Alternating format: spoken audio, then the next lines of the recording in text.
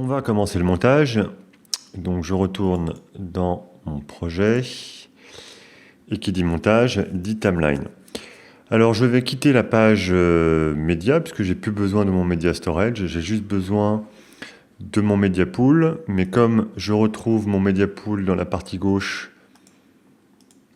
de ma page edit, je vais m'en contenter.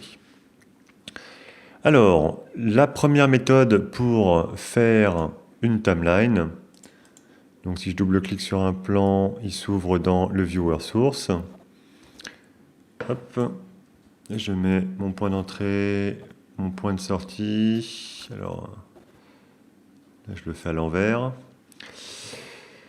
Et je vais simplement donc en glisser dans une timeline, vous voyez, et il m'a automatiquement créé la timeline dans le bin sélectionné. Alors évidemment, c'est très compliqué que ça se crée dans un autre bin, vu que j'ai tiré mon plan de ce même bin.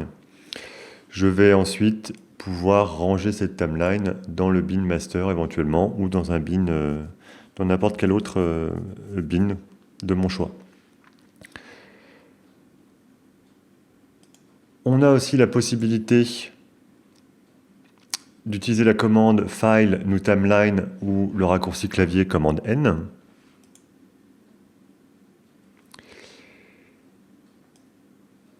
On va pouvoir choisir le timecode de départ, je vais laisser, lui donner un nom.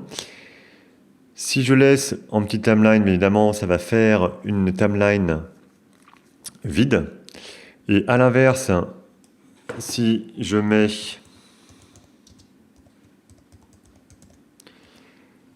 si je décoche en petit timeline, il va me créer une timeline avec tous les plans du media pool. Je fais un petit majuscule Z pour voir l'intégralité de ma timeline. Et effectivement, je m'aperçois qu'il m'a mis tous mes plans. Alors, pour le montage, ça n'a pas tellement d'intérêt. Pour faire de l'encodage par lot, avec la page Deliver, ce sera très pratique. Notez qu'on a aussi la possibilité, que quand on crée une timeline, de prendre en compte les in et les out qui ont été mis sur les plans dans le media pool. Je vais laisser ma master timeline.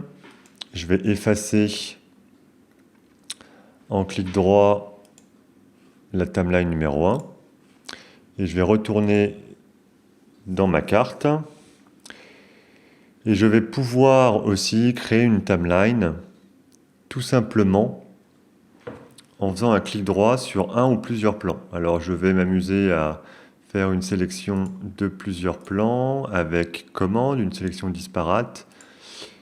Alors je vais d'abord en fait ce que je vais faire, c'est que je vais faire les in et les out.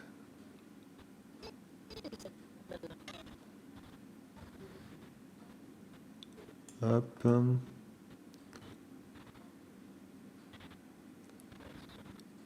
Hop.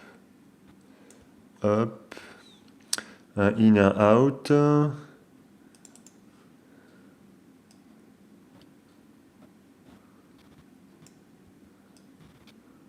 Hop. Donc je vais reprendre celui-là, celui-là. Et puis on va dire, je vais prendre l'intégralité de celui-là.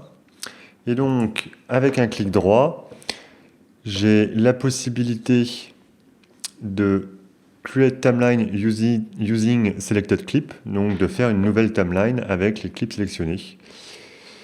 Une fois de plus, est coché par défaut use selected marking and out, ne prendre en compte donc que les parties entre le in et le out, ce qui paraît logique. Donner un nom.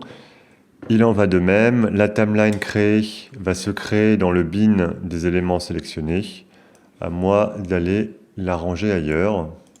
D'accord ?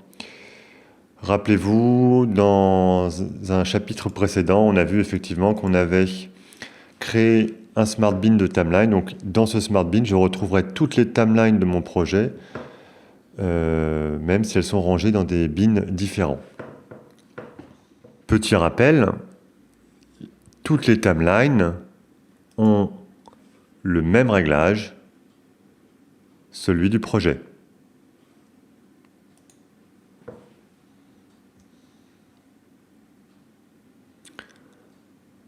On a vu vite fait qu'en clic droit, on a un menu timeline, un sous-menu timelines qui nous permet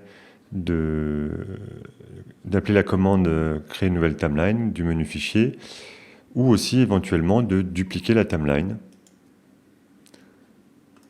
et d'en changer son timecode initial. Donc maintenant, la timeline copie commence bien à 00 que l'on retrouve là. Dans l'entête du viewer de timeline, on a l'ensemble des timelines du projet.